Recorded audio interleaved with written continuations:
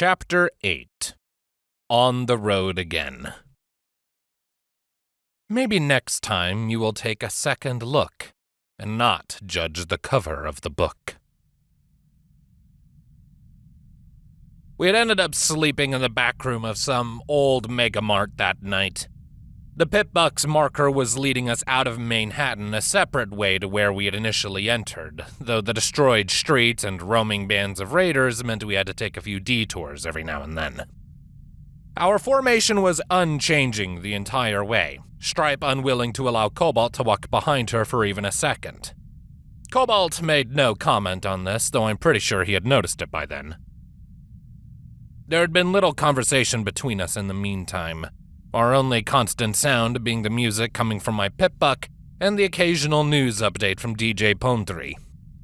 We continued to move even after the initial fall of darkness, getting all the way to the outer edges of the city before we finally decided to call it a night.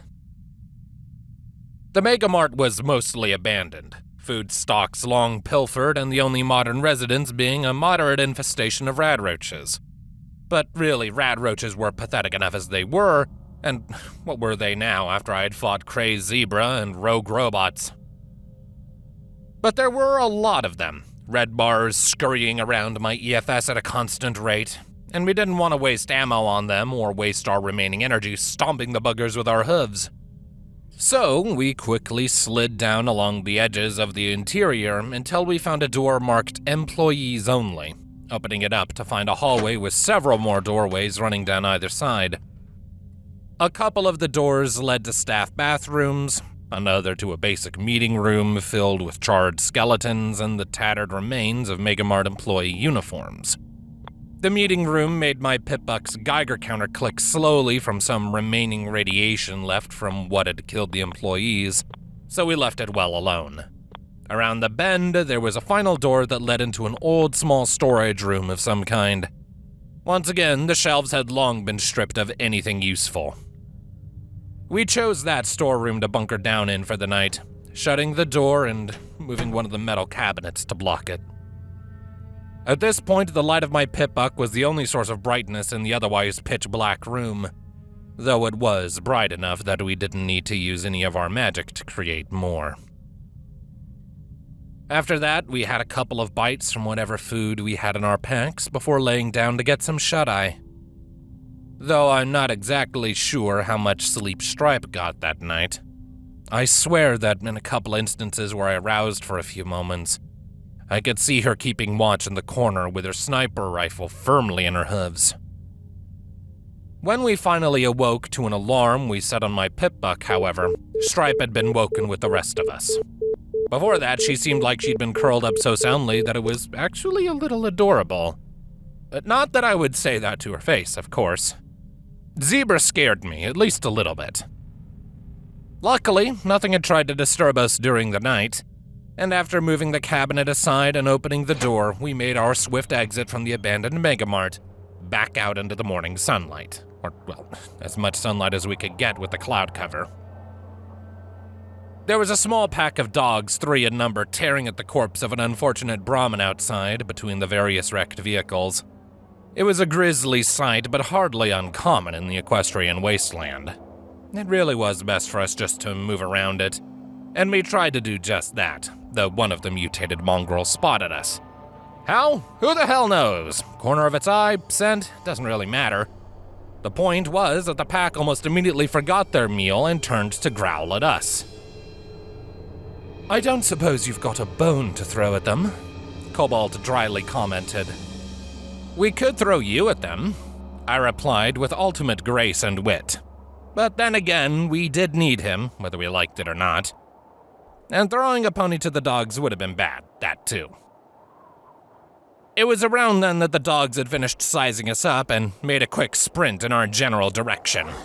Each chose one of us to target and gave a bounding leap upon their prey.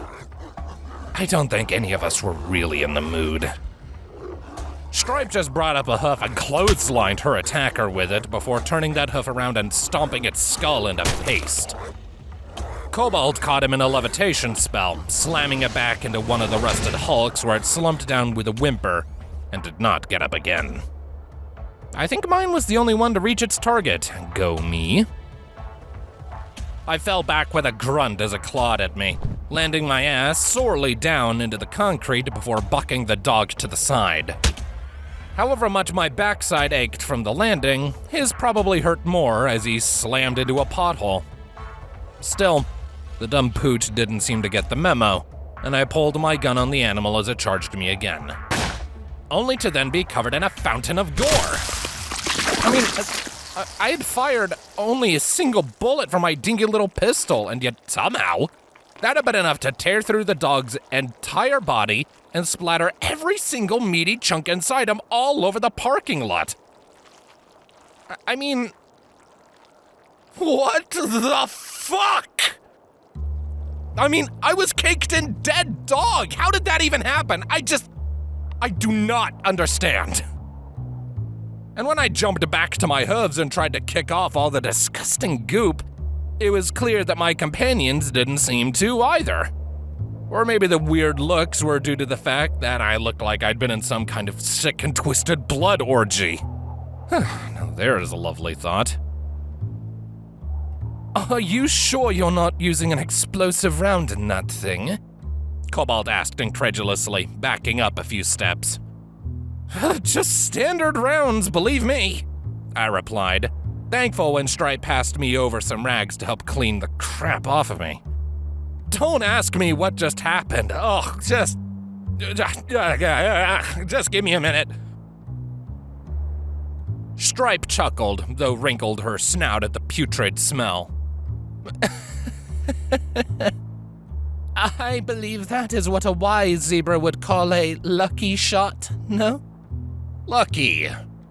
Right. I grumbled to myself, using the rag to completely clear my face and as much of the rest of me as I could before it became useless. I tossed the rag away, wishing never to lay eyes on it ever again. Well, that's all well and good, but can we return to the job you were hired for? Cobalt asked in a none too pleased tone. We don't even know if it was just those three. There may be far more of those mutts out there. Then we should continue on, Stripe seconded. That is, if you're not about to lose your lunch, Scrap Heap. I'll be fine, I dismissed. Thankfully, mostly clean of the gore now, aside from a few persistent bits here and there. Let's just go. We swiftly left the Megamart behind, moving back into the city streets. The massive ruined skyscrapers had already been left far behind us. Only the smaller buildings and businesses surrounded us now. It wouldn't be long before we were on the road out of the city, back into Equestria's burnt countryside heading north. The route would take us close to a mountainous region just south of Rainbow Falls, bordering the frozen north. We would have to go around the mountains, taking us near to Hollow Shades and past Niagara Falls before we got to the general area of Stable 84. Oh, it was definitely going to get a little cold. And speaking of Stable 84... My lineage can be traced back to a stable, Stripe casually stated as we walked past a burnt-out cafe, where my ancestors sought refuge from the fire and ash. Then you must be talking about Stable 3, Cobalt idly noted. No other stable accepted zebra residents. Then again, the tower hardly has a complete record of all stable tech facilities. But you do know of Stable 3, she inquired. I know of a few, he confirmed. Stable 1, Stable 3, a couple others. None of interest, shelters for the citizens of Equestria. Scraps of information on them, varying in detail. Stabletech did some work with the various ministries back during the war. My stable died a long time ago. The pink poison of Canterlot seeped in and turned the haven into a hell. Stripe continued. My people left.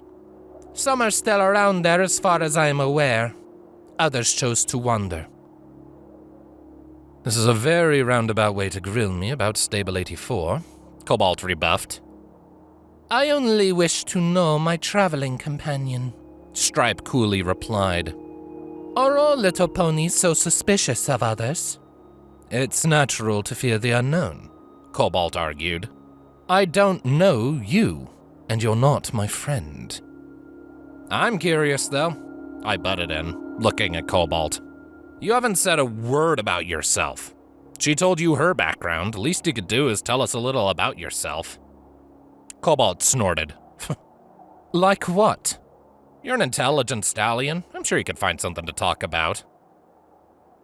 Cobalt rolled his eyes, but he seemed to relent. Fine. My parents were in the society, so I am too. I grew up in the tower. Actually, this is the farthest I've ever been from it. Then why didn't the Twilight Society send some pony with more experience? None of the Twilight Society, or at least nearly none of them, have ever left the tower, Cobalt reported. The ones who have, they're unlikely to budge, or are needed elsewhere. But I know magic. It's my special talent. Just because you have it does not mean you'll be able to use it during the real thing, Stripe noted with a frown. You need a shield spell? I've got it covered. Teleportation? I have that too. He returned with a small bit of pride leaking from his mannerisms. I have studied all of Twilight Sparkle's techniques and all the writings she left behind in our possession. Now I shared Stripe's frown. What? You think you're the second coming of Twilight or something? He grimaced. Hardly. I know the spells, I can use them, but that does not mean I'm anywhere near as proficient as she was. She could teleport across Equestria during the war. I could make it from here to the top of one of these buildings. Stripe hummed. I sense a deep admiration in your voice towards the Ministry, Mayor. We're the Twilight Society, he pointed out. The last remnants of the Ministry of Arcane Sciences, continuing her legacy. She had no children, after all. No remaining descendants. As far as you know, I joked. If she does, I want to meet them, Cobalt replied. But no. No children. It's just us. And I imagine you believe all she left behind is yours by right? Stripe questioned. We're her ministry, her legacy, he repeated. Recovering what would be otherwise lost, it could be described as a sacred duty. And now he was sounding like a Steel Ranger. But Stripe wasn't finished. And what do you do with this knowledge? What we think is best. And what would that be, little pony? Cobalt didn't answer right away, instead keeping his eyes locked forward on the road ahead. We moved down the street and made a turn, passing by even more old buildings and some signs indicating our proximity to the city limits. Finally, however, he found his tongue again.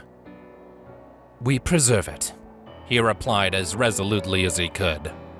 Until the time is right. Definitely Steel Rangers. And I couldn't help but snort at the reply. In other words, you sit on your flanks and do nothing at all.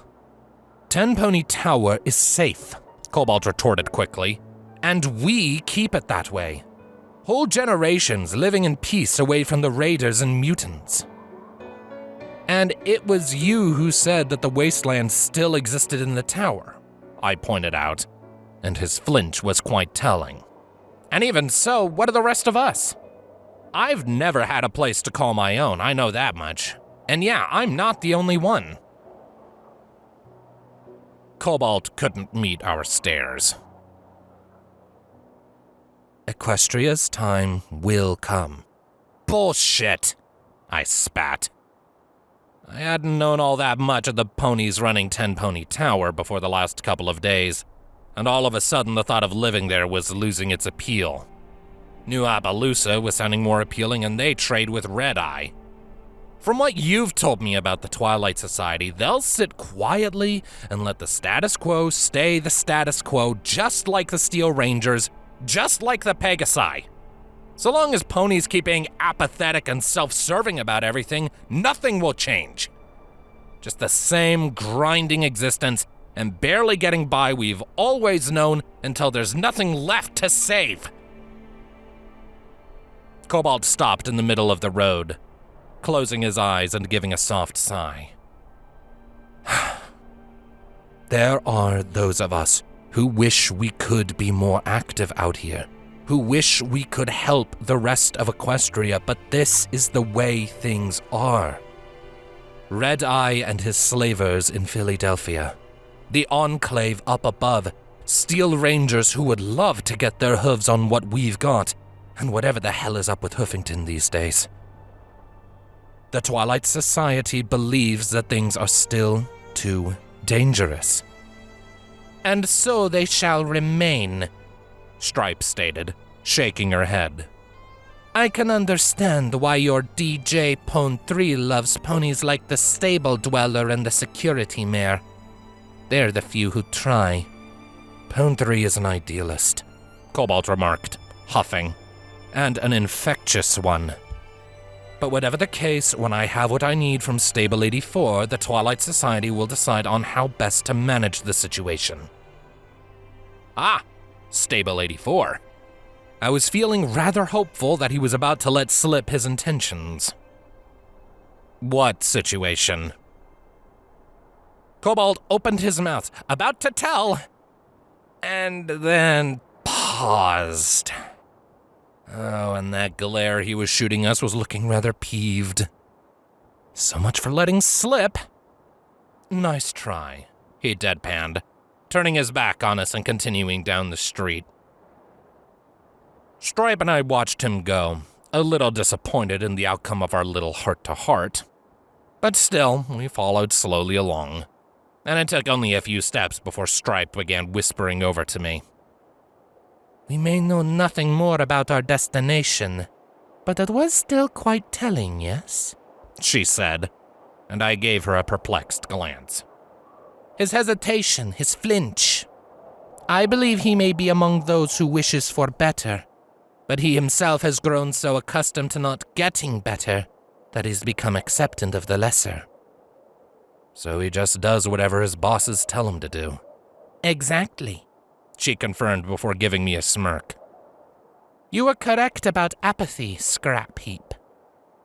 And so your heart shows through, as I said it would. What was she? Ah, damn it. Silence reigned for much of the rest of that day. Cobalt was in no hurry to talk to us again. But eventually we left the city of Manehattan behind, following the main road out of the dead metropolis and toward the mountains in the northwest. It was a long and arduous trip, and we still had the occasional critters skittering around us. But if there were any raiders or worse out here, we didn't run into any of them as the day dwindled and the night drew once again. We spent that night under an overpass, taking turns keeping watch as we slept around a cozy campfire. A brave radhog tried to take a midnight snack, though we only discovered this after the sound of Stripe's sniper rifle woke me and Cobalt, as the zebra mare took care of the problem. I was the one keeping watch as dawn broke, sitting idly against one of the support beams as the dull light began to illuminate the wastes around us. With that, I woke Stripe and Cobalt, and it was back onto the road for us. As we continued to walk that day, eventually the mountains came into view. And as we drew closer to their slopes, the main road once again split in two separate directions for us to follow. Looking at my Pip-Buck map, the direction to the right just led to a couple of old warehouses that I didn't particularly fancy taking a peek in. It and the marker on my EFS both agreed that it was left we had to go. We take a left here, I informed the others, showing them the map on my Pip-Buck screen. It'll take a while to go around the mountains, Cobalt said, speaking up for the first time in ages. Too long. Well, it's the only way to go, I rebutted, preparing to head off down the road in question. So come on if you want your oh-so-secret MAS whatever. "There's another way," he announced, and I didn't really like the way he grabbed my pipbuck hoof like that.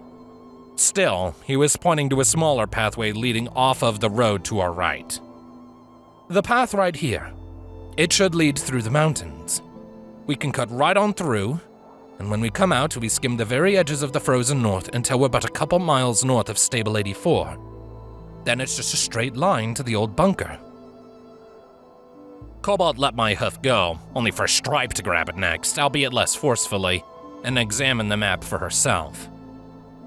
"Yes, that would be a quicker route overall," Stripe admitted, thankfully dropping my hoof. "But the map is vague about that area." "Aside from some mining operations, I do not believe Equestria did much with the mountains between here and Rainbow Falls," Cobalt explained. "We might find a rogue Yaoguai or two, perhaps, but I'm sure you can handle that." "Great," I deadpanned. "Well, since you two are so enthusiastic about this shortcut, I suppose I'm outnumbered. Fine. We'll go your way."